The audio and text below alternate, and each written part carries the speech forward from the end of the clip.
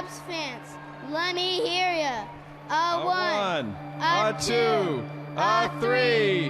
Take me out to the ball game.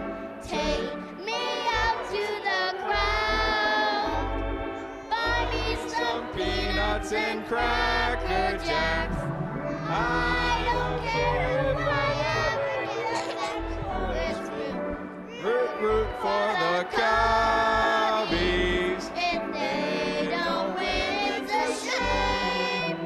For it's 1, 2, 3 strikes are out at the old ball game.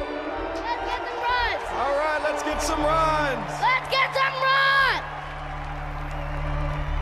Cubs trail by a run. Luis Valbuena will lead it off, and what a pleasure to have Kerry Wood with us in the booth on Kerry Wood Day here in Chicago, and a little different vantage point for you. Definitely. I found myself cringing on every fly ball for a little while until you get used to it. The game looks a little slower and a little easier up here. Much you can see easier everything up here. Much easier up here. Beautiful day, great day for the family. Obviously, thanks to the Cubs for having us out and doing this, but great weather, and so far the kids have been great. I feel you've great. had a good summer. You've taken some trips. I have. My only struggle is the carpool line, figuring out pickups and drop-offs at school. That's a big thing when you screw that up. Here's our AT&T Uverse replay against the White Sox. A nasty breaking ball to get Dion Viciedo, and what a moment here when Justin came out.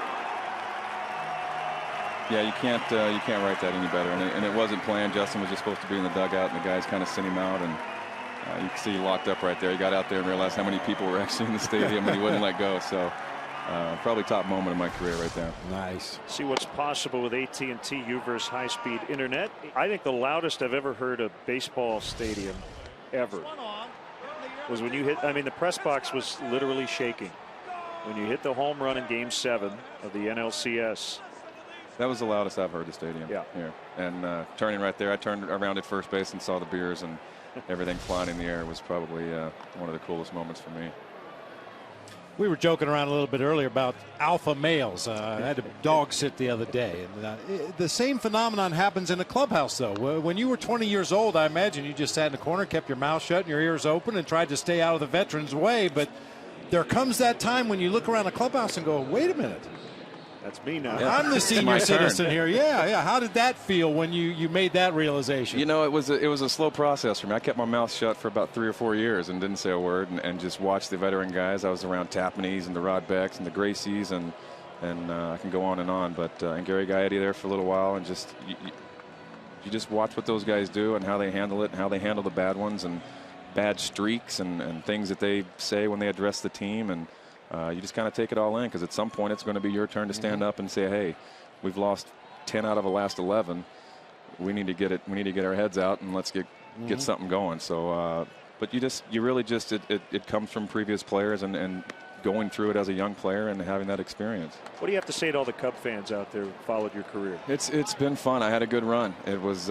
Thank you obviously for all your support through the injuries, and we've had a lot of ups and some downs. But like I said earlier, it's been. I'm leaving here with a lifetime full of memories, and couldn't think of anyone better to share them with than the fans of Chicago. I mean, I really don't think that there's a better group of fans in all of sports and passionate. So.